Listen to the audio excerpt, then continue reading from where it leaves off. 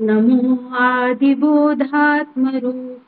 परेशा नमो हंसनारायणा निर्जरेशा नमो ब्रह्मदेवा वसिष्ठा श्रीरामा नमो मारुती रामदासाभिरामा जय जय रघुवीर समर्थ. दासबोध चिंतनिका अभ्यास वर्गात मी सगळ्यांचं स्वागत करते. आपल्या दोन्ही आचार्यांना माझा साष्टांग नमस्कार, दासबोधाला नमस्कार, समर्थांना वंदन आणि आपण सगळे सहाध्यायी श्रोते सगळ्यांना माझा नमस्कार. आजच्या चिंतनासाठी आपले समास आहेत. 9व्या दशकातला 9वा आणि 10वा समास. त्यातला 9वा समास आहे तो संदेह वारण या नावाचा. साधकांच्या मनात कुठल्याही प्रकारच्या शंका राहू नयेत आणि पूर्ण श्रद्धेने आणि विश्वासाने त्यांना साधना करता यावी यासाठी समर्थ अक्षरशः आटोकाट प्रयत्न करतात. आणि तसाच हाही समास.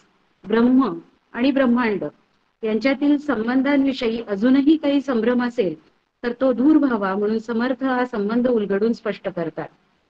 ब्रह्माच्या स्वरूपाविषयी याआधी आपण बघितलेलंच आहे. अविकारी, एकमेव, अद्वितीय, अखंड असं ब्रह्म, तर ब्रह्मांड मात्र सगुण, अशाश्वत, विकारी असे दोन अगदी वेगवेगळ्या स्वरूप असलेले. ब्रह्मचिन्मय, निर्विशेष, भेदरहित आणि अनिर्वाच्य. परंतु याच ब्रह्मावर ज्याची प्रतिष्ठा आहे ते जगत मात्र जड, सविशेष, भेदांनी भरलेलं आहे. हे इतके निराळे आणि विलक्षण झाले तरी कसे? ब्रह्माशिवाय जगात दुसरी वस्तूच नाही, हा अद्वैत सिद्धांत. या जगामध्ये व्यक्त आणि अव्यक्ताचा खेळ सुरू आहे. याची संगती लावावी कशी? जगाचा ब्रह्माशी संबंध तर असलाच पाहिजे, पण त्या संबंधांमध्ये ब्रह्माचे ब्रह्मपण म्हणजे सच्चिदानंद रूपत्व सुरक्षितही राहिले पाहिजे. यातील मर्म असे की आपल्या दृष्टीचा हा सगळा खेळ आहे. आपल्या दृष्टीच्या पातळीप्रमाणे आपल्याला जग प्रतीत होते आणि म्हणूनच आपली दृष्टी सूक्ष्म व्यापक करणे हा संबंध समजण्यासाठीचा उपाय. यासाठीचा विवेक करणे, हा सृष्टीचा खेळ जाणणे आणि खऱ्या ब्रह्मस्वरूपाशी एकरूप होता येतं हे स्वानुभवाच्या बळावर समर्थ हा निर्वाळ खऱ्या ब्रह्मस्वरूपाशी एकरूप होता येतं हे स्वानुभवाच्या बळावर समर्थ आपल्याला असा निर्वाळा साधकांना देतात. यावरील विवेचन आज सादर करणार आहे कुमारी कांचन कुलकर्णी. आमच्या बुलढाण्याचीच कांचन अगदी लहानपणापासून समर्थ कार्याशी जोडलेली आहे. शिवथरगळीतल्या 2 युवा शिबिरांमध्ये तिचा सहभाग होता. त्यानंतर दिवाळीनंतरच्या एका शिबिरात कार्यकर्ती म्हणूनही तिने सहभाग नोंदवला. गेल्या वेळच्या दिवाळीनंतरच्या पुण्यातल्या ऑनलाईन बालशिबिरात तिने तर सत्रही घेतलं होतं. ती सध्या बुलढाण्यातल्या शाळेत शिक्षिका म्हणून कार्यरत आहे. मी कांचनला विनंती करते की तिने आपल्या चिंतनाला सुरुवात करावी. कांचन. आवाज येतोय? हो, येतो. श्रीराम समर्थ. गणाधीश जोईश सर्वा गुणांचा, मुळारंभ तो निरांचा.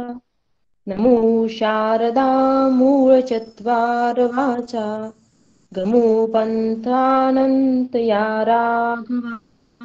श्रीराम शुकासारिखे पूर्ण वैराग्य ज्यांचे, वसिष्ठा परिज्ञान योगेश्वरांचे.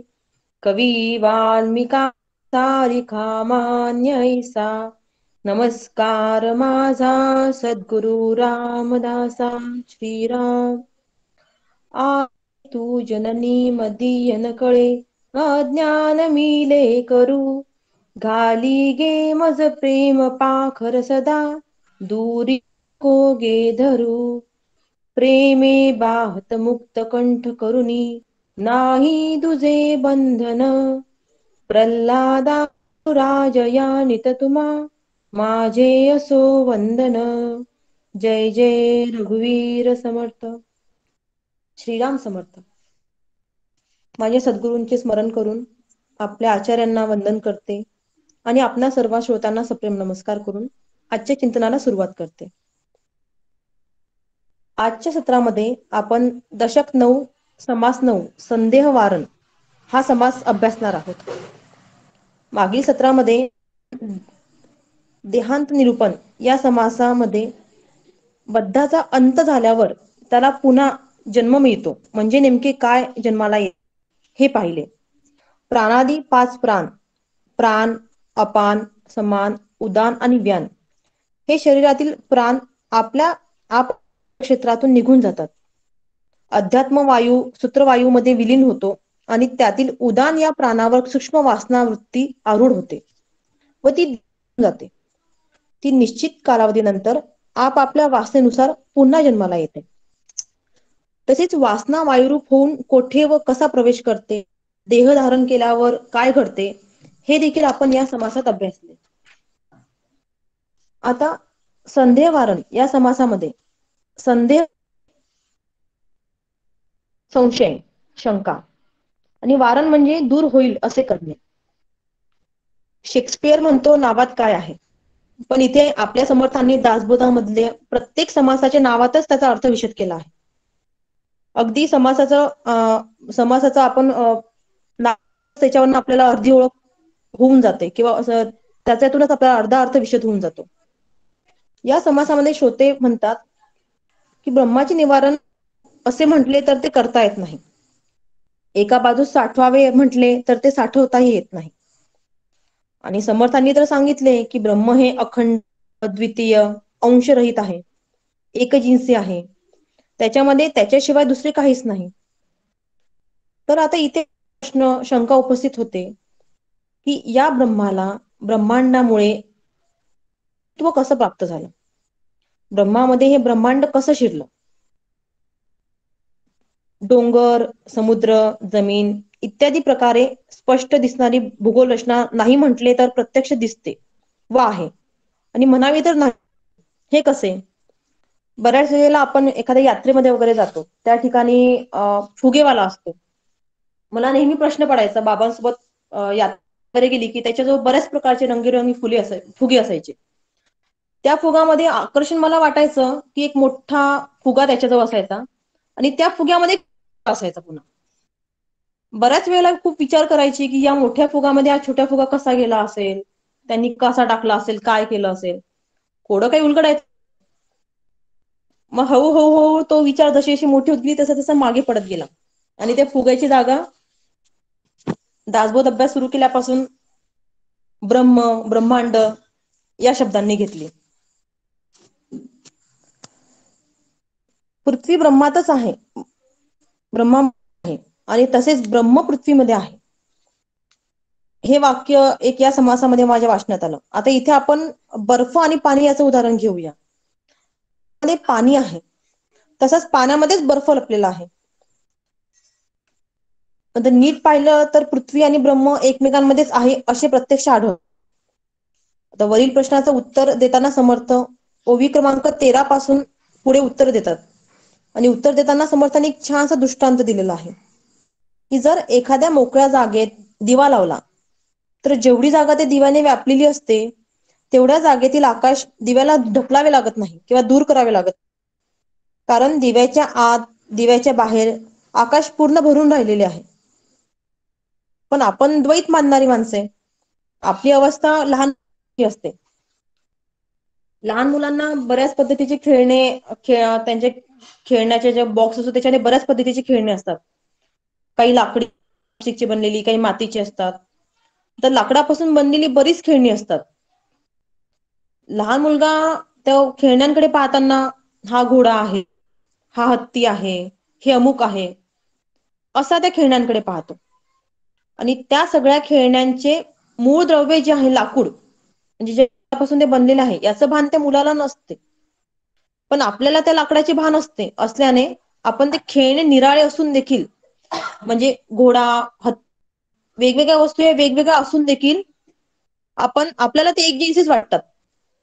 म्हणजे खेळणे बनण्यापूर्वी किंवा खेळणे बनल्यावर किंवा ते खेळणं मोडल्यावर देखील त्या लाकडामध्ये द्रव्यदृष्ट्या काहीच फरक होत नाही हे आपल्याला समजतं. आता आपली गंमत पाहू. या ठिकाणी हे तत्व समजते किंवा आपल्याला ते बऱ्यापैकी त्याचा उलगडा होतो. पण जेव्हा आपण लेडी समजा भगिनी लोक जेव्हा आपण की सोन्याचे दागिने पाहतो, सोन्याचे दागिने पाहिल्यावर हेच तत्व आपण त्या ठिकाणी विसरून जातो. सोन्याच्या दागिन्यांमध्ये मुख्य घटक काय आहे? सोनं. आणि आपण काय पाहतो? ही पाटली आहे, हे कानातले आहे, हा चपलार आहे, ही नथ आहे. म्हणजे आपण त्या दागिन्यांच्या रूपाकडेच पाहतो. असंच ब्रह्मतत्वाकडे पाहताना आपलं होतं. आपला दृष्टिकोन अत्यंत आकुंचित असतो. त्यामुळे वस्तू जशी तशी आपल्याला दिसत नाही. यालाच भ्रम म्हणतात. आपण विशाल बनून आपली वृत्ती विशाल करणे हा भ्रम नाही, उपाय आहे, असं समर्थ आपल्याला इथे सांगतात. पुढे ओवी क्रमांक 14 आणि 15 मध्ये समर्थ म्हणतात, आप तेज अथवा पवन सकती गगन, गगन पाहता सघन चळेल कैसे. श्रीराम.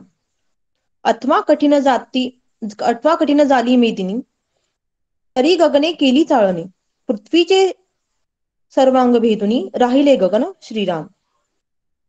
पाणी, अग्नी, वायू या तीनही भूतांपैकी एकही आकाशाला बाजूस सारू शकत नाही.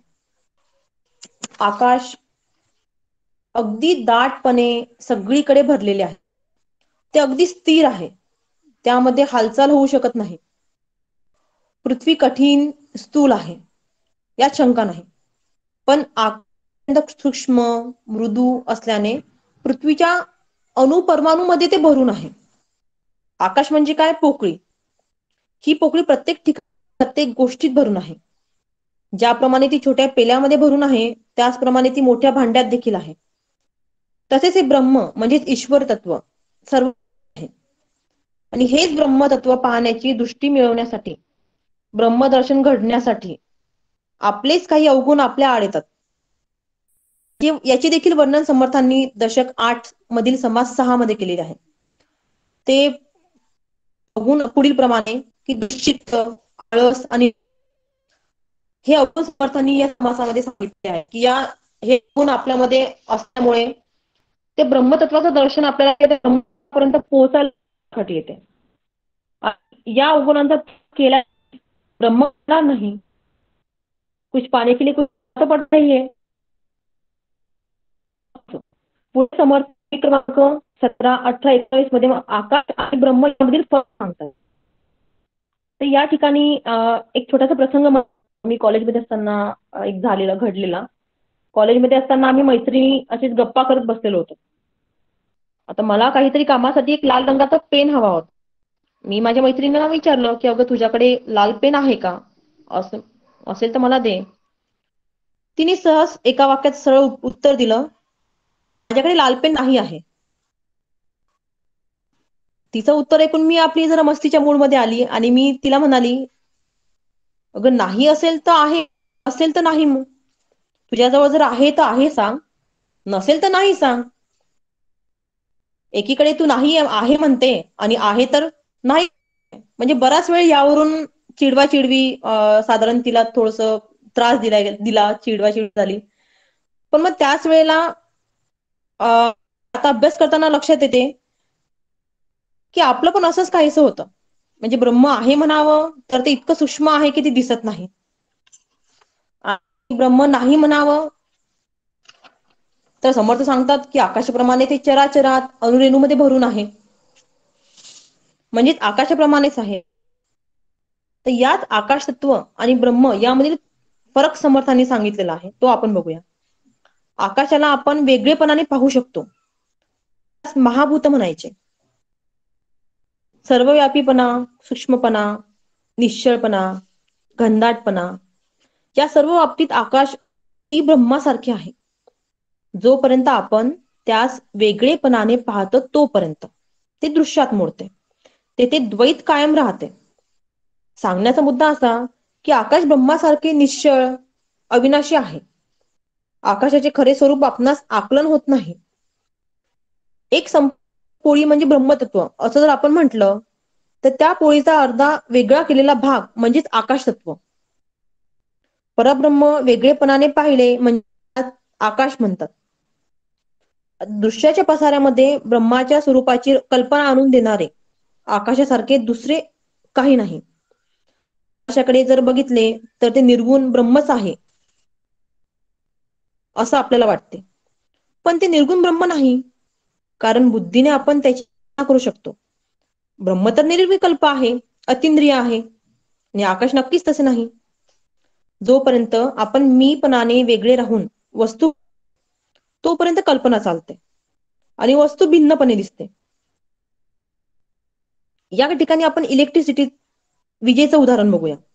आपण स्विचचं बटन दाबल्यावर त्यामधून वीज प्रवाहित होते, आणि तीच प्रवाहित झालेली वीज नंतर लाईटच्या माध्यमातून प्रकाशाच्या रूपाने आपल्याला ती वीज,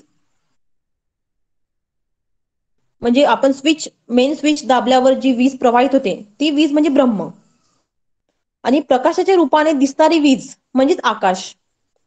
ज्याप्रमाणे प्रकाशाच्या माध्यमातून दृश्य भासणारी वीज ही स्विच मधल्या विजेपेक्षा वेगळी नाही, वेगळी भासते पण ती वेगळी नाही. वेगळी का भासते? ते आपल्या देहबुद्धीमुळे. अगदी त्याचप्रमाणे जोपर्यंत कल्पना चालते, वस्तू वेगळी भासते, तोपर्यंत जे पाहतो ते सगळे आकाश समजावे. कारण परब्रह्माच्या ठिकाणी वेगळेपणाने पाहणे नाही. ब्रह्म निराभास आणि निर्विकल्प आहे. कल्पनेसी भासे भास, चितुके जाणावे आकाश. परब्रह्म निराभास निर्विकल्प श्रीराम. या ठिकाणी समर्थ सांगतात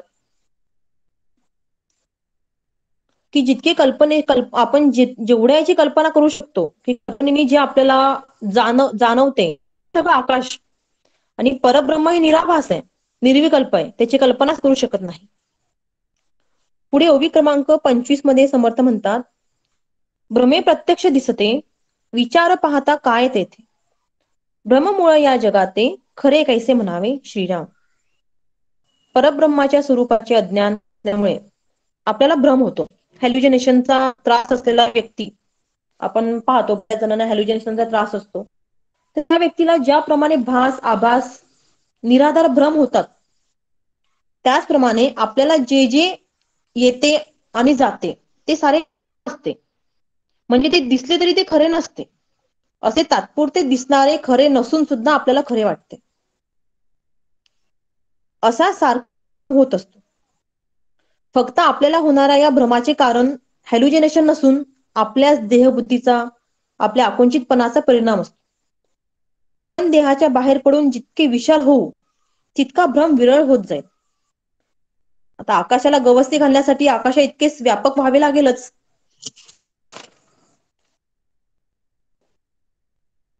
त्यासाठी ज्ञानाची कक्षा वाढवावी. आपल्या ज्ञानाची कक्षा आपल्या वृत्तीनामावर अवलंबून असते. आपली वृत्ती जितकी विशाल तितकी मती विशाल, आणि आपली मती जितकी विशाल तितके आपले ज्ञान, अनुभव दोन्ही विशाल बनतात.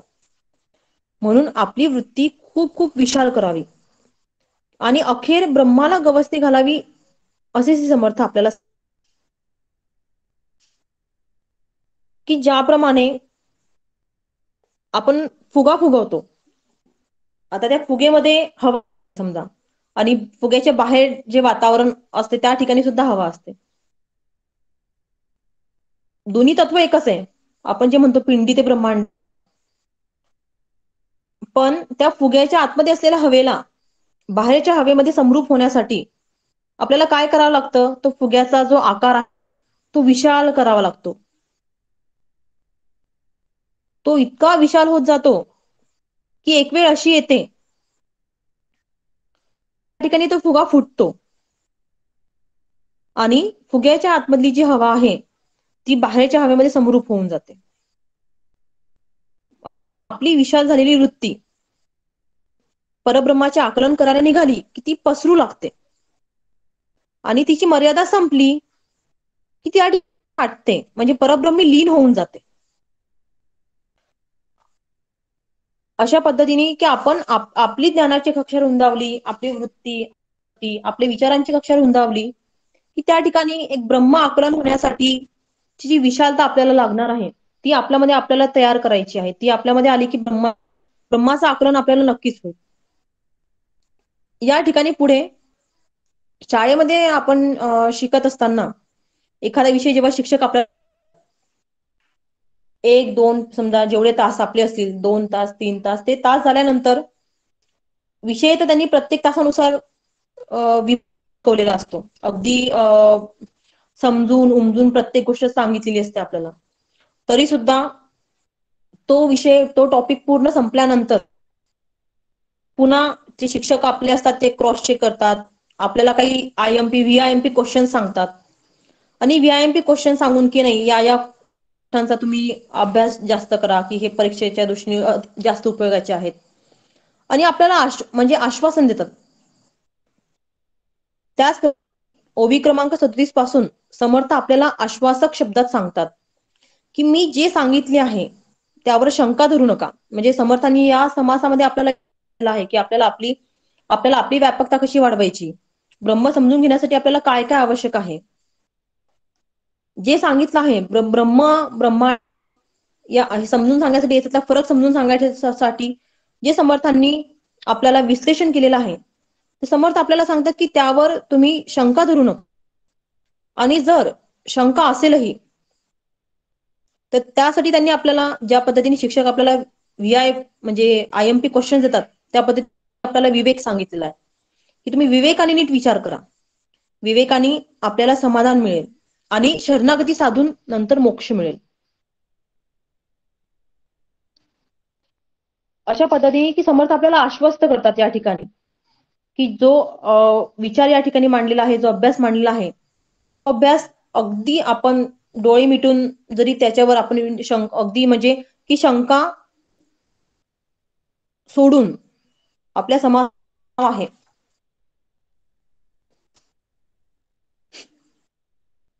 पूर्णपणे तर त्या नावानुसारच आपल्याला तिथे समर्थ सांगत आहेत का तुम्ही धरू नका, तुम्ही ती बाजूला सोडा. आणि जर थोडीफार असेलही तर त्याच्यासाठी त्यांनी आपल्याला विवेक नावाचं शस्त्र या ठिकाणी दिलेलं आहे की ते विवेकाला तुम्ही धरून चला आणि विवेकाने अभ्यास करा, चिंतन करा, विचार करा की त्याच्यामुळे एक आपल्याला आश्वासन की आपल्याला त्या ठिकाणी समर्थांनी दिलेलं आहे की त्या विवेकाने शरणागत होऊन जर आपण पुढे गेलो तर नक्कीच आपल्याला ब्रह्म स्वरूपाचं दर्शन होईल किंवा आपल्याला मोक्ष मिळेल. आणि आपणही मग आपलं संदेह वारण करू, शंका बाजूला ठेवून चिंतन अभ्यास करूया आणि समर्थांना प्रति आश्वस्त करूया की शंका संदेह बाजूला सारून आपण प्रवासाकडे एक पाऊल पुढे जाऊया म्हणून. जय जय रघुवीर समर्थ. जे काही चुकीचं मांडल्या गेलं असेल, काही समजा तर ते माझ्या अल्पमतीचा भाग समजून त्यामध्ये बदल सुचवून माझी वृत्ती व्यापक करण्यासाठी आपणा सर्वांनी म्हणजे अभ्यासार्थी किंवा आपले आचार्य यांनी मदत करावी ही तुम्हाला प्रार्थना आणि समर्थांच्या चरणी सुद्धा प्रार्थना. श्रीराम समर्थ. कांचन, छान झालं तुझं चिंतन. अगदी अभ्यास पूर्ण केलं आणि इतके भरपूर दृष्टांत देऊन खूप सोपं करून सगळं सांगितलं. तुझे अगदी रोजच्या म्हणजे मैत्रिणींबरोबरचे दृष्टांत काय, फुग्याचा जत्रेतल्या फुग्यापासून ते अगदी ब्रह्मदर्शनाच्या फुग्यापर्यंतचे सगळे दृष्टांत खूप छान होते. सोपं सगळं करून सांगितलं. आपल्याला निरनिराळे जे भ्रम होतात त्याला कारण काय आहेत, ते आपल्यातच कोणकोणते अवगुण दडले आहेत आणि ते आपल्या आड येतात तेही सांगून सगळ्यांनी कुठे आपला सावधपणा दाखवला पाहिजे याची जाणीव करून दिलीस. एकंदरीतच खूप छान सगळ्या ओव्यांच्या आधाराने व्यवस्थित सगळ्या समासाचा आढावा घेतलास. छान झालं चिंतन. यानंतरचा आपला दुसरा जो समास आहे तो आहे स्थिती निरूपण. हा यात समर्थ आपल्याला सांगतायत की साधन नेमकं कसं आणि कशासाठी करायचं. परमार्थामध्ये खरी साधना ही अंतरंगात करावी लागते. बाह्य देखावा नुसता करून काहीही साध्य होणार नाही याचं अत्यंत परखडपणे समर्थ जाणीव करून देतात.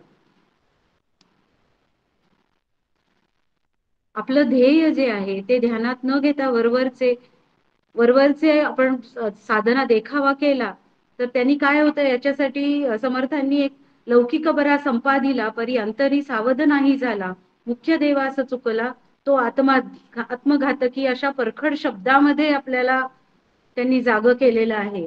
आपलं ध्येय सतत डोळ्यासमोर ठेवून साधना करावी हा संदेश ते देतात. हृदयस्थ आत्मस्वरूपाशी अनन्य झालं तरच समाधान मिळेल.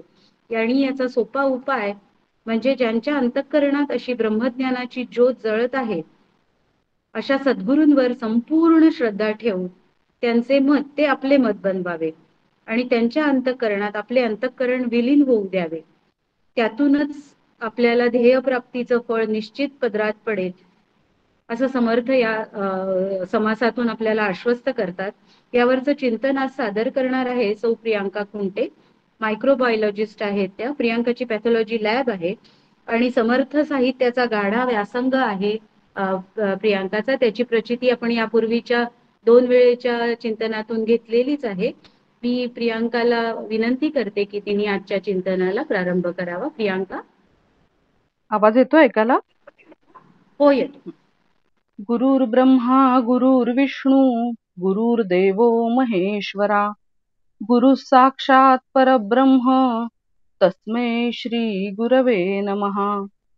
शुका सारिखे पूर्ण वैराग्य ज्याचे वसिष्ठा परिज्ञान योगेश्वराचे कवी वाल्मिका सारिखा मान्य ऐसा नमस्कार माझा सद्गुरु रामदासा.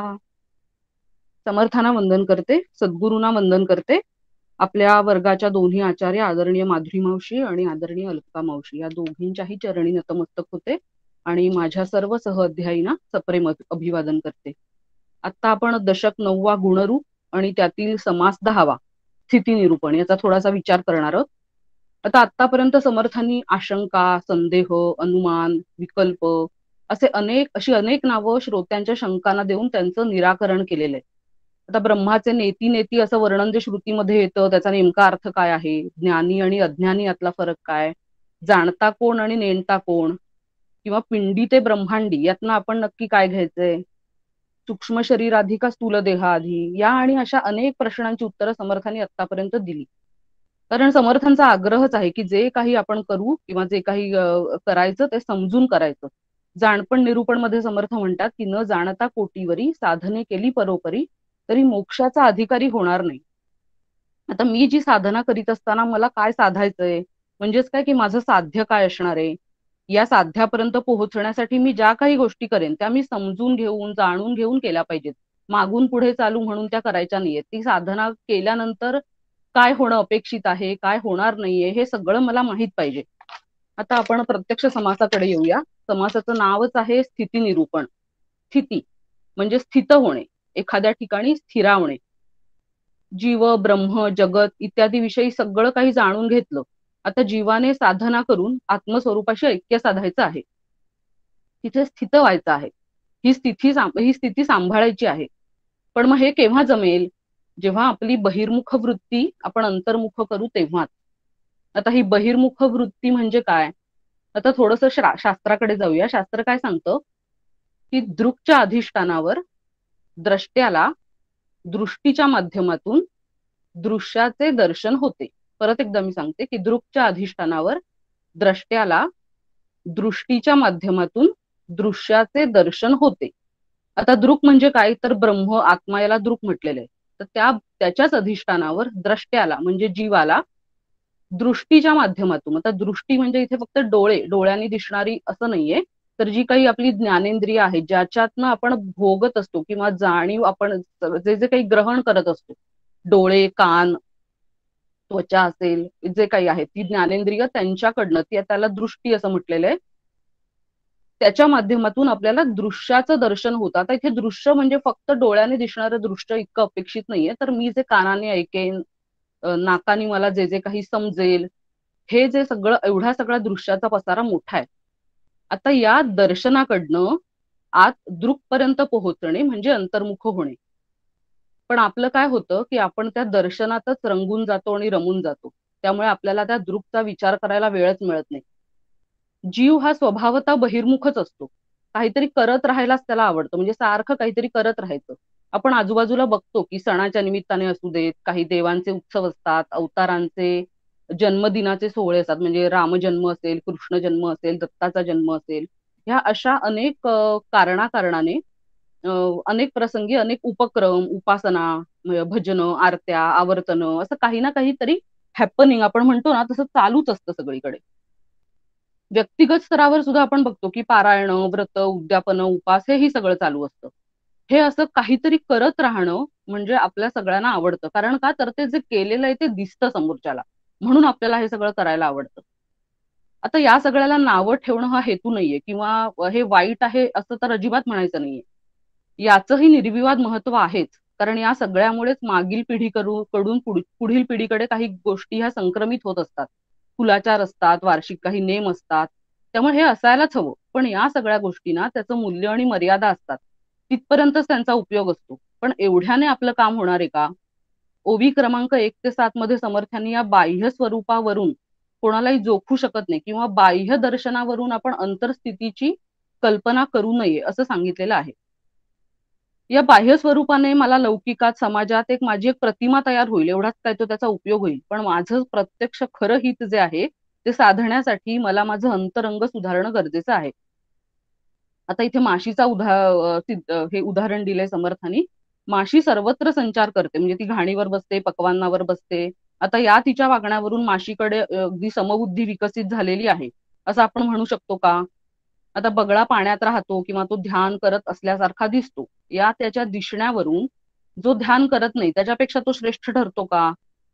तर असं काही होत नाही. आता याच्याशी सुसंगत एक डॉक्टर काका नेहमी उदाहरण सांगतात की उपास करून जर भगवंताची प्राप्ती होत असती तर 4-4 दिवस पोटात अन्नाचा कण नसणाऱ्या गरीबाला देवाची प्राप्ती अगदी सहज व्हायला हवी होती.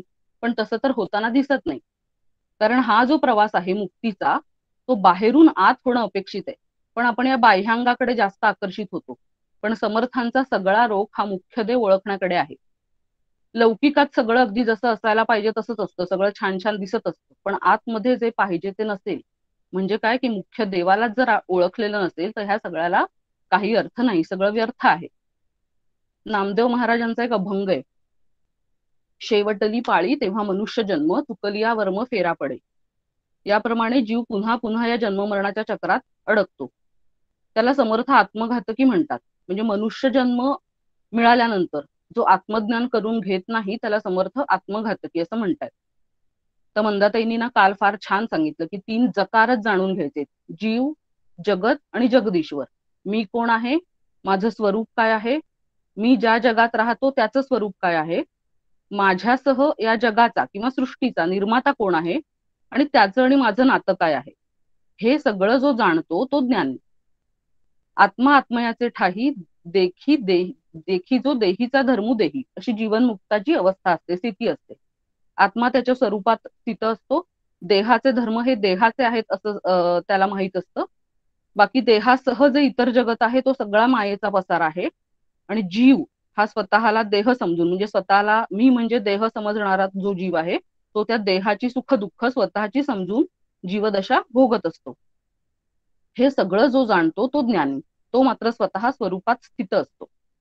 19व्या दशकात समर्थ म्हणतात, भूमंडळी देवनाना त्यांची भीड उल्लंघेना, मुख्य तो देव कळेना काही केल्या.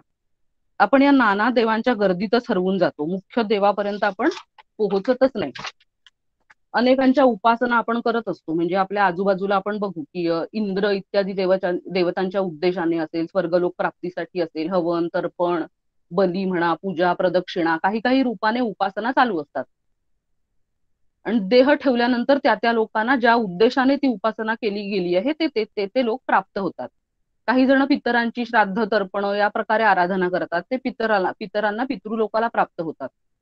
जे यक्ष, राक्षस, प्रेत, भूत यांची बली किंवा उपहारांच्या द्वारे जे पूजा करतात ते भूतांना प्राप्त होतात.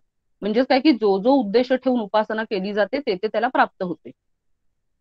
परमपूज्य काका नेहमी सांगतात की उपासनेला 2 शाप आहेत. एक आहे सकामता, म्हणजे जे आता आपण बघितलं की काहीतरी हेतू ठेवून, इच्छा ठेवून उपासना केली जाते. आणि दुसरं म्हणजे यांत्रिकता. यांत्रिकता म्हणजे काय की या दिवशी, या वेळेला, इतक्या संख्येने हे असं असं झालं पाहिजे, अशी एक ठोकळेबाज स्वरूपात उपासना, त्याला म्हणायचं यांत्रिकीकरण त्या उपासनेचं. आता इथे समर्थांनी जे सुरुवातीला श्लोकात जे सांगितलेलं आहे ओव्यांमध्ये, की वरकरणी दिसताना चित्र सगळं अगदी तसंच असतं, पण त्याने जे साधायचंय, मुख्य देव जो आहे त्याची प्राप्ती होणार आहे का, हा प्रश्न आहे. निर्गुण निराकार तत्वाचं भजन जेव्हा आपण करू आणि तेव्हा ते तत्व मी आहे असा अनुभव साधकाला येऊन जातो. आता इथे भजन करायचं म्हणजे परत भजनाचे 3 प्रकार आहेत. एक सांप्रदायिक भजन, सामाजिक भजन आणि व्यक्तिगत भजन. सांप्रदायिक भजन म्हणजे टाळ, मृदुंग, गणवेश घातलेले लोक, जसे आपण भजनी मंडळ आपण बघतो, ते त्याला म्हणायचं सांप्रदायिक भजन. सामाजिक भजन म्हणजे काय, की सर्वाभूती भगवत भाव ठेवून सगळ्यांची जे आचरण आहे ते सामाजिक भजन. आणि व्यक्तिगत भजन म्हणजे प्रेमपूर्वक ठेवलेलं अनुसंधान, त्याला म्हणायचं व्यक्तिगत भजन.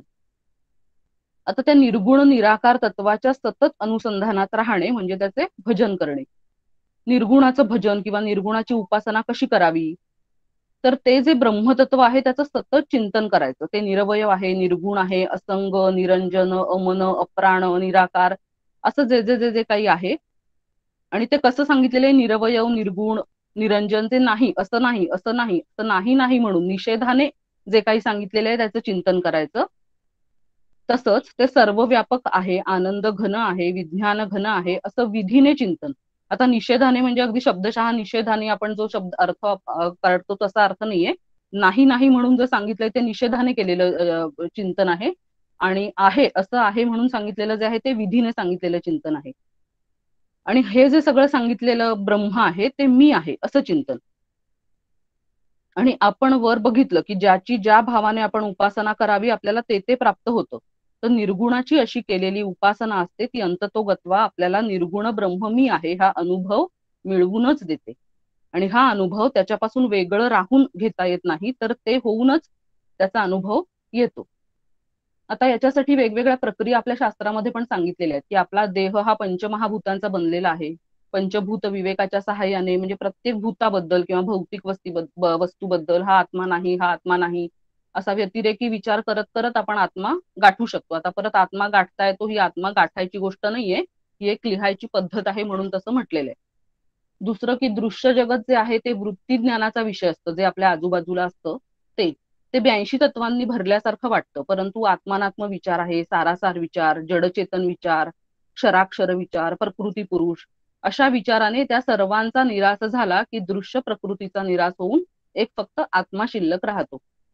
आता अशा प्रकारे ज्याला मोक्ष स्थिती प्राप्त झालेली आहे, ती मोक्ष स्थिती मिळाल्यावर तो ज्ञानी कृतकृत्य होतो.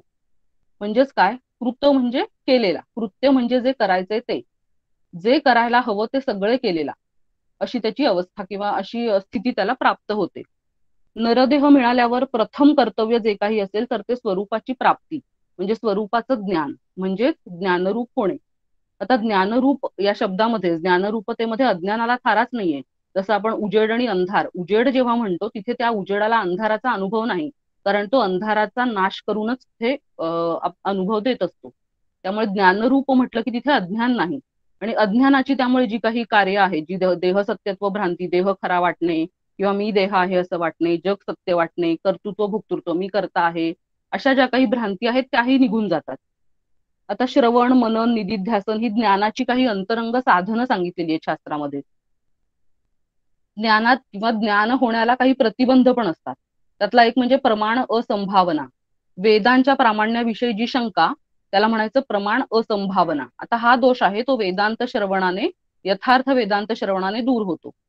दुसरा आहे प्रमेय असंभावना. म्हणजे काय, की वेदांताला जे सांगायचे जीव ब्रह्म यांचं ऐक्य, त्याच्याविषयी शंका असणे, ती कशाने निघून जाते तर ती मननाने नाहीशी होते. आणि विपरीत भावना म्हणजे मी ब्रह्मरूपच असताना अनेक जन्मांच्या संस्कारांमुळे मला मी देहच आहे असं जे वाटत राहतं त्याला म्हणायचं विपरीत भावना. आणि हा दोष आहे तो निधिध्यासनाने जातो. आता आपण मुक्ती म्हणजे जीवनमुक्ताबद्दल जर बोलतोय, ज्याच्या बुद्धीचा मी ब्रह्म आहे असा दृढ अपरिवर्तनीय असा निश्चय झालेलाच आहे, त्या जीवनमुक्ताला या वरच्या साधनांचं काहीही काम राहत नाही. ही साधनं त्याच्यासाठी निरर्थक ठरतात. आता साधन हा शब्द सुद्धा सापेक्ष शब्द आहे. साध्याच्या अपेक्षेने त्याला आपण साधन म्हणतो. एकदा मोक्ष स्थितीत स्थित झाल्यावर साध्य असं काही राहतच नाही, कारण जे साधायचे ते साधून झालेलं आहे. मग साधन तरी कशाला म्हणायचं. याच्यासाठी उदाहरण एक असं वाटलं की आता समजा माझा मुलगा 10वीला आहे, आता 10वी-12वीच्या परीक्षा सुरू आहेत. आपण वाटच बघत असतो, एवढा पसारा त्या ह्याच्यामुळे झालेला असतो, काही काही अपेक्षित असतात, प्रश्नसंच असतात, अमकं तमकं वेगवेगळ्या प्रकारची पुस्तकं, ही सगळी साधनं असतात त्याच्या 10वी पास होण्यासाठी. एकदा का 10वी उत्तीर्ण झाला की त्या साधनांचा त्याच्यासाठी काही उपयोग राहत नाही. मग आपण लगेच म्हणतो ते आवरून टाक तुझं सगळं, आता काही नकोय. म्हणजे ज्याच्यासाठी आधी मला माझं खूप ज्याचं महत्व होतं ते आता एका क्षणी म्हणजे माझं साध्य इथे आता या साध्याचा आणि आपण आता बोलत असलेल्या साध्यामध्ये अजिबात काही साम्य नाहीये, पण एक उदाहरण म्हणून आपण याच्याकडे बघू. तर ते साध्य प्राप्त झाल्यावर या साधनांचा जसा निराश होतो त्याच प्रकारे ही वरची साधनं या जीवनमुक्तासाठी म्हणजे त्या गोष्टी तशाच राहतात, पण त्याचं साधनत्व जे आहे ते निघून जातं. आता आत्मबुद्धी आल्यानंतर जसं आपण मगाशी बघितलं की अंधार आणि उजेड, ज्ञानरूपतेमध्ये अज्ञान नाही, तसं आत्मबुद्धी एकदा झाली की तिथे देहभावाचा लवलेश नाहीये आणि मग त्या देहभावाच्या अनुषंगाने जे काही करायचं राहतं तेही काही उरत नाही. अशी कृतकृत्यता त्या जीवनमुक्ताला प्राप्त झालेली असते.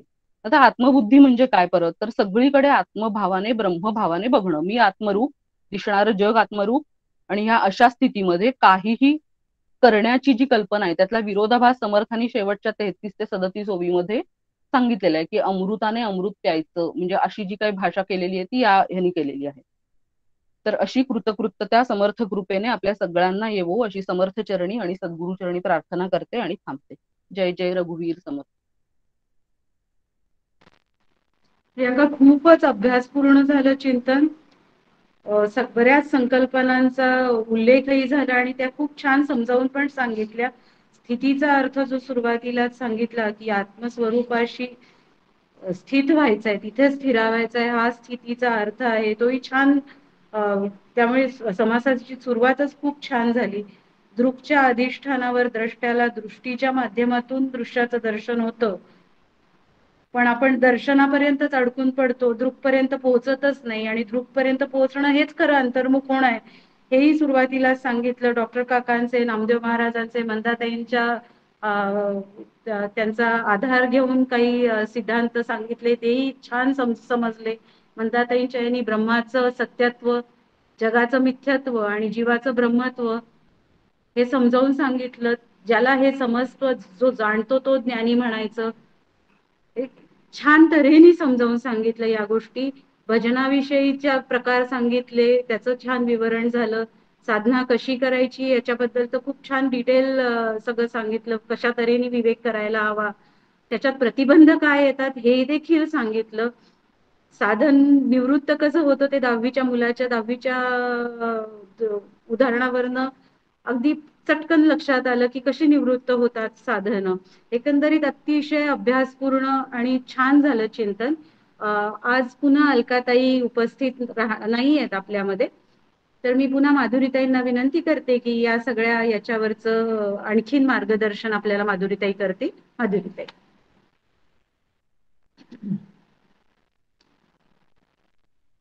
जय जय रघुवीर समर्थ. मला वाटते अंतरी त्वावसावे, तुझ्या दासबोधासित्वा बोध व्हावे. अपत्या परी पाववी प्रेम ग्रासा, महाराज या सद्गुरु रामदासा. जय जय रघुवीर समर्थ. आज आपल्या सगळ्यांना एक आनंदाची वार्ता आहे आणि ती आनंदाची वार्ता म्हणजे आपल्या सगळ्यांच्या आचार्या अलकाताई मुतालिक यांना शिवगडला त्यांच्या आध्यात्मिक कार्याबद्दल अतिशय सुंदर पद्धतीने या ठिकाणी जो काही सोहळा झाला आणि त्या सोहळ्यामध्ये अलकाताईंना जो पुरस्कार, गौरव पुरस्कार त्यांचा आणि गौरव मानपत्र त्यांना जे देण्यात आलं, अतिशय सुंदर. त्याची बहुतेकांनी आपल्या आपल्या मोबाईलवरती चित्र पाहिलीच असतील. तर अतिशय सुंदर अशा प्रकारचा हा सोहळा पार पडला. पण या ठिकाणी त्या मात्र या अभ्यास वर्गाला, आजच्या वर्गाला उपस्थित नाहीत. तर या ठिकाणी त्यांना आपण खूप खूप शुभेच्छा देऊया आणि आपल्या चिंतनाकडे आपण वळण्याचा प्रयत्न करूया.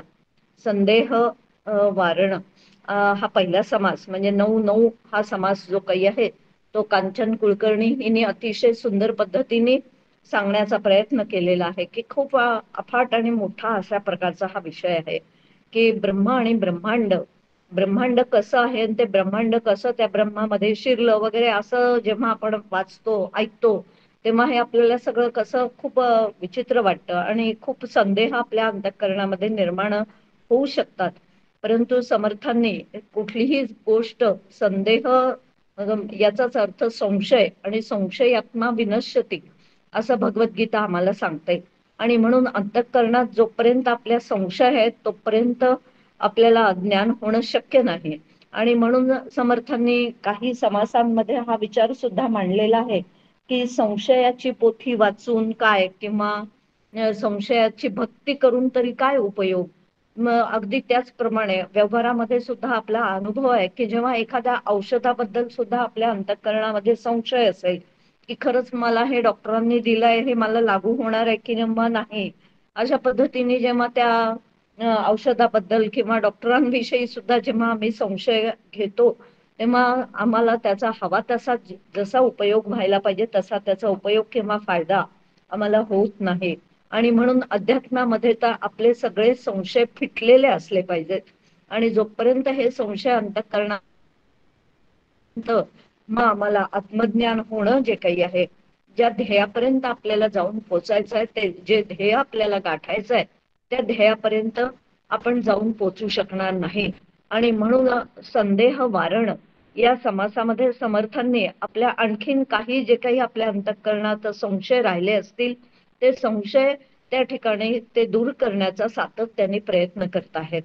आणि म्हणून ते दूर करत असताना त्यांनी या ठिकाणी सांगितलं आहे की आपल्याला जे वाटतं की ब्रह्म आणि त्या ब्रह्मामध्ये मग ते ब्रह्मांड कसं शिरलं वगैरे, तर वास्तविक पाहता सगळ्या ज्ञानी लोकांचा हा अनुभव आहे की वास्तविक पाहता ब्रह्म जे काही आहे ते ब्रह्मच विश्व रूप होऊन राहिलेलं आहे. म्हणजे त्या ठिकाणी ते ब्रह्मांड त्यात शिरलं वगैरे असा काही एक हे भाग नसून त्या ठिकाणी तर ब्रह्मच विश्वरूपाने प्रकट झालेला आहे. म्हणजेच ब्रह्मच काय झालेला आहे तर विश्व झालेला आहे. आणि म्हणून ह्या सगळ्या ज्ञानी लोकांना हे जे काही विश्व दिसतं ते विश्व म्हणून ते त्या विश्वाकडे पाहतच नाही, तर विश्व जे दिसतं त्यांना, कारण त्यांची वृत्ती जशी आपण बघितली की ती वृत्ती हळूहळू हळूहळू व्यापक करता करता ती काय होते तर ती फाटते आणि ती फाटून ती वृत्तीच त्याच्यामध्ये विलीन होऊन जाते, त्या ब्रह्मामध्ये विलीन होऊन जाते. साधनेच्या संदर्भामध्ये सांगितलेला हा समर्थांनी सांगितलेला विचार जो काही आहे.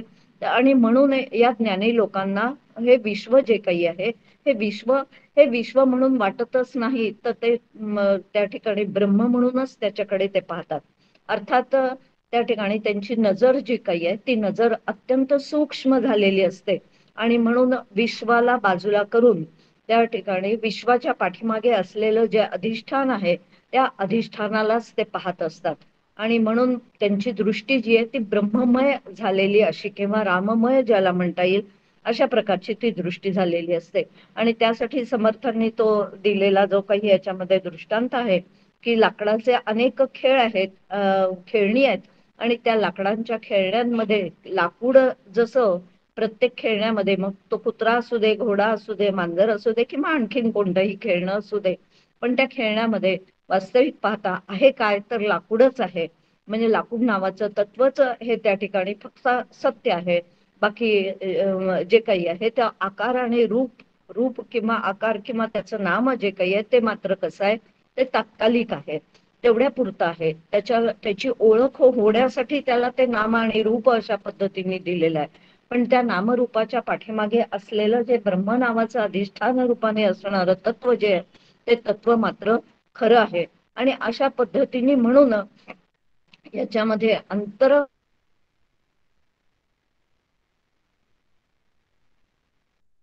असं समर्थांची एक ओवी आहे की जे अंतर्निष्ठ असतात, आणि अंतर्निष्ठ असतात म्हणजे ज्यांची आत्म्यावरती पूर्णपणे श्रद्धा आहे आणि आत्मा आहेच. भलेही सध्या तो मला आत्मा नावाचं त्याचं मला दर्शन झालं नाही, म्हणजे त्याचा मला अनुभव आला नाही, तरी आत्मा नावाचं तत्व हे आहेच हे आधी आपल्याला 100% स्वीकारावं लागतं. आणि त्या आत्मा नावाचं तत्वच त्यालाच समष्टी रूपाने ब्रह्म असं म्हणतात. आणि हे एकदा स्वीकारलं की हळूहळू त्या दृष्टिकोनातून साधना करत करत मग त्या साध्यापर्यंत आपल्याला जायचं आहे. आणि त्याच्यासाठी समर्थांनी ही सगळी जी काही आहे सृष्टी जी काही आहे किंवा आता माझ्या स्वतःच्या व्यक्तिगत साधनेच्या संदर्भात जर विचार केला तर आपण काका नेहमी एक प्रयोग करायला सांगत असत. जेव्हा आम्ही काकांची बऱ्याच वर्षापूर्वी प्रवचनं ऐकली तेव्हा एक काका सातत्याने प्रयोग करायला सांगत असत, की ते म्हणत असत की बा मी या खुर्चीमध्ये बसलेलो आहे, तर विचाराने या खुर्चीला बाजूला करा. आणि विचाराने या खुर्चीला बाजूला केल्यावर मग खुर्चीच्या खाली काय आहे, तर सतरंजी आहे. सतरंजीच्या खाली काय आहे, तर आणखीन त्या ठिकाणी जमीन आहे. जमिनीच्या खाली काय आहे, तर जमिनीच्या खाली दगड धोंडे पाणी अमुक तमुक आहे.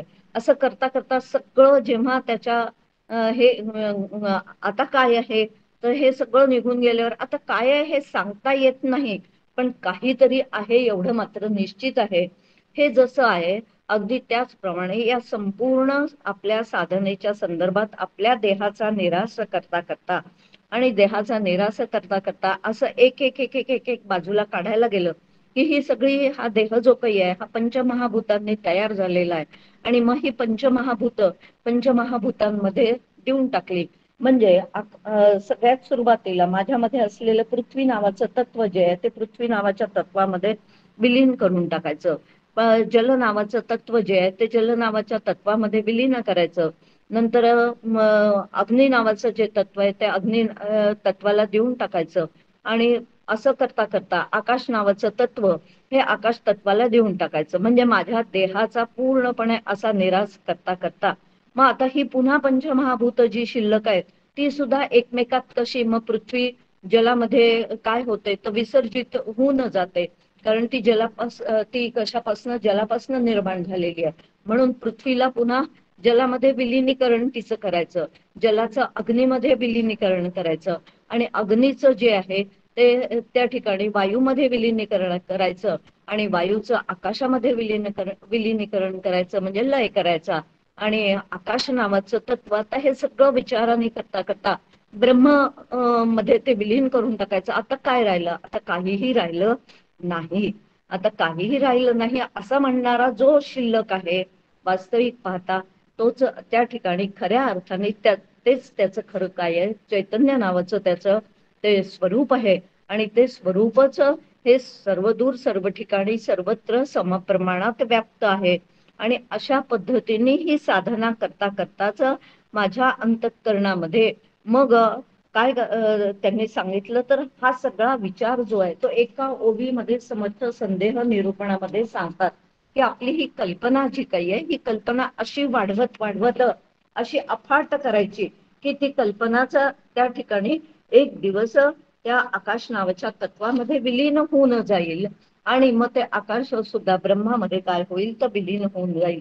आणि हे सगळं जे काही आहे त्याच्यासाठी समर्थ असं सांगतात की ही आपली कल्पनाच काय करायची आहे आपल्याला तर अत्यंत सूक्ष्म सूक्ष्म करत करत म्हणजे व्यापक व्यापक करत करत आकाशाच्याही पलीकडे जे ब्रह्म नावाचं तत्व आहे त्या ब्रह्म नावाच्या तत्वामध्ये ती विलीन होऊन जाईल अशा पद्धतीने विचार करत करत एक दिवस ती त्यांच्याच कृपेने म्हणजे एक तर सद्गुरूंच्या कृपेने किंवा ईश्वराच्या कृपेने ती काय होऊन जाते तर ती नाहीशी होऊन जाते. आणि त्या आत्मस्वरूपाचा किंवाच ब्रह्मस्वरूपाचा जो अनुभव आहे तो अनुभव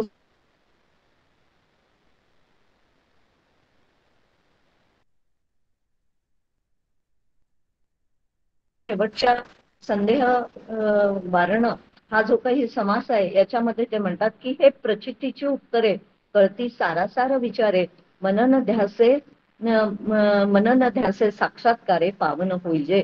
तर अशा पद्धतीने स्वतः समर्थांनी आपल्याला माहिती आहे 20व्या दशकामध्ये समर्थांनी तेच म्हटलेले आहे की झाले साधनाचे फळ संसार झाला सफळ निर्गुण ब्रह्म ते निश्चळ अंतरी बिंबले.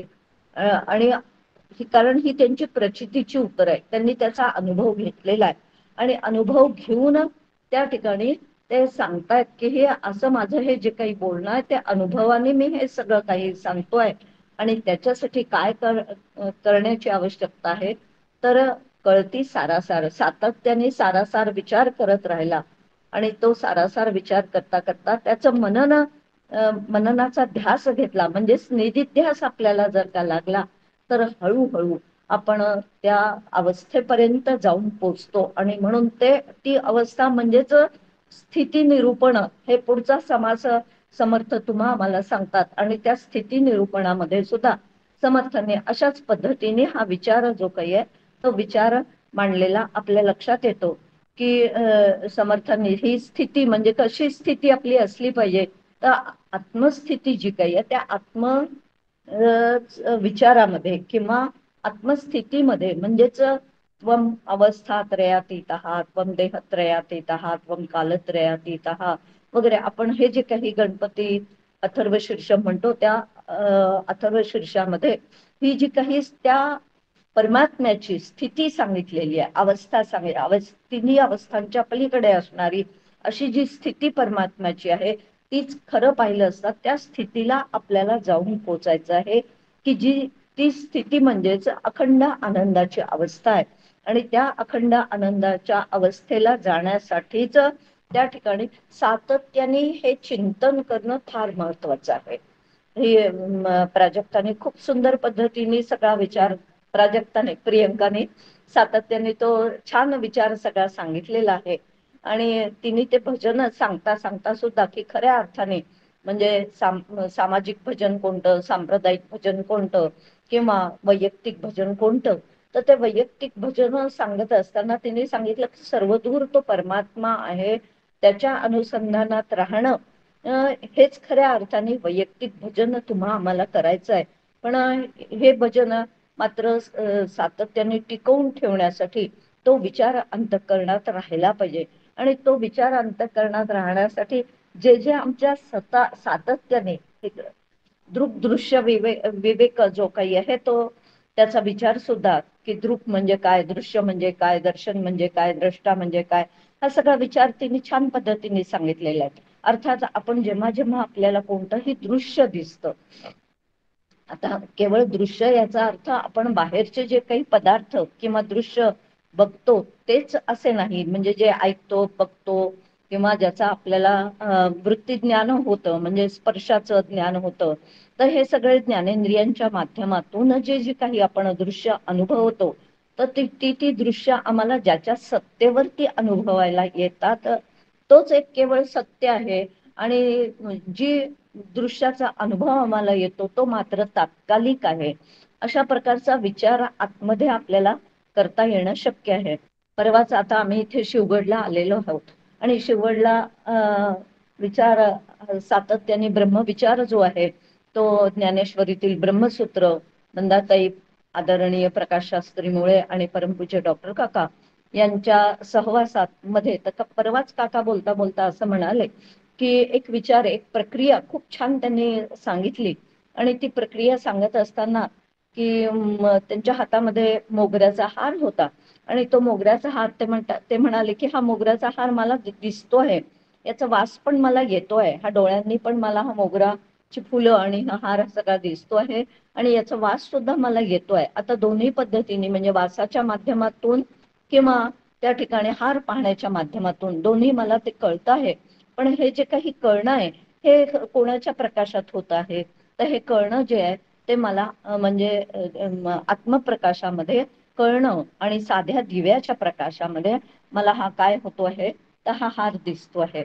आता हे दोन्ही जेव्हा मला ते अनुभवायला येतात म्हणजे ते वृत्ती ज्ञान मला त्याचं होतं, तेव्हा त्या वृत्ती ज्ञानाच्या पाठीमागे असणार जे सहजगत्या असलेलं आत्मरूप असलेलं ज्ञान जे आहे, कारण आत्मा कसा आहे तर ज्ञानरूप आहे, तर त्याची आठवण मला झाली पाहिजे. मी त्या मोगऱ्याच्या हाराच्या प्रवाहातच वाहून जाता उपयोगाचं नाही. किंवा हा किती छान सुगंधी आहे त्या सुगंधाच्या प्रवाहात मला न वाहता मला पटकन तिथून कुठे आलं पाहिजे की हे जे काही मला हे कळतंय वृत्ती ज्ञान, मला हे जे काही होत आहे ते वृत्ती ज्ञान मला ज्याच्या प्रकाशामध्ये होत आहे, तर ते म्हणजे आत्मतत्व आहे. आणि त्या आत्मतत्वामध्ये लगेच मला त्याचा वेध घेता आला पाहिजे. आणि तसा जर का मला वेध घेता आला म्हणजे असं प्रत्येक आपण दिवसातनं सकाळ उठल्यापासून रात्री झोपेपर्यंत बाहेरची तर दृश्य पाहतच असतो आणि त्याचबरोबर आपल्या मनाकडे सुद्धा आपलं लक्ष असतं की आता माझं मन विचलित झालं किंवा आता बुद्धी माझी काम करत नाहीये, तर आमची बुद्धी, आमचं मन हे सुद्धा आमच्यासाठी काय आहे, तर माझ्यासाठी ते दृश्यच आहे. तर ते सगळं दृश्य पाहताना मला लगेच जर का आत्मानुसंधानात जाता आलं, म्हणजे आत्मविचार मला तिथे टिकवून ठेवता आला, तर खऱ्या अर्थाने मग हे जे काही समर्थ म्हणताहेत सातत्याने, की जो निर्गुणाला भजेल तो निर्गुणाशीच एक रूप होऊन जाईल, किंवा जो त्या ठिकाणी, कारण निर्गुणाचे कैसे भजन निर्गुणे असावे अनन्य, अनन्य होता होईजे धन्य निश्चयसी, असं 12व्या ओवीमध्ये समर्थ म्हणताहेत. तर असं हे निश्चळ असणारं, निर्गुण असणारं, निरवयव असणारं असं जे हे तत्व आहे, या तत्वाशी अनन्य व्हायचं म्हणजे सुरुवातीला विचाराच्या माध्यमातून त्याच्याशी एकरूप होण्याचा प्रयत्न करायचा, तो विचार सातत्याने अंतःकरणात टिकवून ठेवण्याचा प्रयत्न करायचा. आणि असा जर का प्रयत्न मी सातत्याने आतल्या आत करत राहिली, तर समर्थ आम्हाला ग्वाही देतात की अशा पद्धतीने तुम्ही ज्याचं भजन कराल त्याच्याशीच तुम्ही एकरूप झाल्याशिवाय राहणार नाही. आणि म्हणून तुम्हा मला साधण्याचे नेमकं काय करायचंय, तर ते म्हणतात साध्य करावे साधनासी, ध्येय धरावे ध्यानासी, उन्मने आवरावे मनासी कोण्या प्रकारे, हे समर्थांनी या संपूर्ण समासामध्ये उत्तम रीतीने तुम्हा आम्हाला सांगितले. सातत्याने विचार केला तर खऱ्या अर्थाने आम्हाला त्या स्थितीपर्यंत जाऊन पोचता येईल. आणि अशा प्रकारची स्थिती जी काही आहे, खरं आत्मस्वरूपामध्ये सातत्याने राहणं, किंबहुना अखंड शांतीचा अनुभव घेणं किंवा अखंड आनंदाचा अनुभव घेणं, ही स्थिती आम्हाला प्राप्त करून घ्यायची आहे. आणि तशा प्रकारची स्थिती आम्हाला सद्गुरूंच्या उपदेशाप्रमाणे, साधनेप्रमाणे, त्यांनी सांगितलेल्या साधनेप्रमाणे साधना करत करत त्या स्थितीला जाऊन पोचायचं आहे. आणि तसं त्यांच्या कृपेमुळेच ते आम्हाला साध्य होणार आहे. आणि म्हणून त्या ठिकाणी त्यांची कृपा तुमच्या आमच्या सगळ्यांवरती असावी, अशा प्रकारची प्रार्थना सद्गुरूंच्या चरणी करते. आणि झालेलं चिंतन समर्थ चरणी, सद्गुरु चरणी समर्पित करून वाणीला विराम देते. जय जय रघुवीर समर्थ. माधुरीताई, खूप धन्यवाद. नेहमीसारखं छान झालं तुमचं चिंतन. ब्रह्मच विश्वरूपाने प्रकट झालंय. आणि पण ज्ञानी लोकांना मात्र विश्वाच्या मागचं जे ब्रह्म, म्हणजे विश्व जे दिसतं ते ब्रह्ममयच दिसतं. त्यांची दृष्टीच इतकी विशाल झालेली असते की ती विश्वाशीच ते एकरूप होऊन जातात. हे तुम्ही सुरुवातीला समजावून सांगितलं. निष्ठ तितुके तरले, अंतर्भ्रष्ट मात्र बुडाले. याच्यावरनं आपल्या साधनेचं आणि अंतर्मुख होण्याचं महत्व लक्षात आलं. आत्मतत्व किंवा ब्रह्मतत्व आपल्याला कुठची साधना करताना आधी हे स्वीकारावं लागतं आणि त्याच्यानंतर ती गडी बसवून दिलेली आहे त्याचा विचार करायला लागतो. ते सांगितलं. देहाचा निराश कसा करावा हे डॉक्टर काकांच्या खुर्चीच्या उदाहरणावरनं आणि नंतरही अगदी पूर्ण विस्ताराने तुम्ही समजावून सांगितलं की देहाचा निराश कसा करावा. आणि या सगळ्यासाठीचं विवेकाचं जे महत्व आहे ते वारंवारच समर्थ पटवून देतात. ते पुन्हा एकदा याही समासात महत्वाचं सांगितलेलं आहे समर्थांनी. आनंदाची स्थिती जी आहे ती खरी आत्मस्थिती आणि त्याच स्थितीत स्थित होणं हेच आपल्याला साधायचं आहे. हा आनंद जो आहे तो आपल्याला मिळवायचा आहे. तेही छान सांगितलं तुम्ही. अनुभवाला येणारं सगळं जे दृश्य आहे, दृश्य जगत आहे, ते ज्या अधिष्ठानावर आपल्याला कळतं त्याचं अनुसंधान आपल्याला ठेवता आलं पाहिजे आणि ते टिकवता आलं पाहिजे. आणि हळूहळू आपल्याला ते जर साधता आलं तर हळूहळू आपण त्या आत्मस्थितीत स्थित होऊ. जी आनंदाची स्थिती आपण म्हटली त्या स्थितीत आपल्याला स्थित होणं शक्य होईल. आणि हे सगळं करताना अगदी लहान लहान छोटे छोटे अनुभवांवरनं किंवा छोट्या छोट्या गोष्टींवरनं सुद्धा आपण त्या आत्मस्वरूपापर्यंत पोहोचू शकतो. आपलं मूळ स्वरूप आहे त्यापर्यंत आपण पोहोचू शकतो. ते कशी प्रक्रिया आहे ती पण समजावून सांगितली. आणि हे आत्मभान जे आहे ते टिकवणं हीच खरी साधनेची हातोटी आपल्याला साधायची आहे. आणि त्यासाठी आपली बुद्धी सूक्ष्म आणि व्यापक अशी दोन्ही हो, यासाठी आपण सद्गुरूंकडे प्रार्थना करूया. मृणाल आहे का आज? हो मृणाल आहे. आहे? हो आहे. शेवटची प्रार्थना देणार. हो घेते. भावी पूर्ण कृपा गुरो मजवरी प्रार्थित भावे तुला वारी सर्व अरिष्ट नेऊनिलया संमोह जो वाढला अज्ञानांध जनासी मुक्त करुनी शांती पदी बैसवी विनती हीच असे न मागत दुजे भक्ती तुझी ही हवी सद्गुरुनाथ महाराज की जय जय जय रघुवीर समर्थ जय जय रघुवीर समर्थ.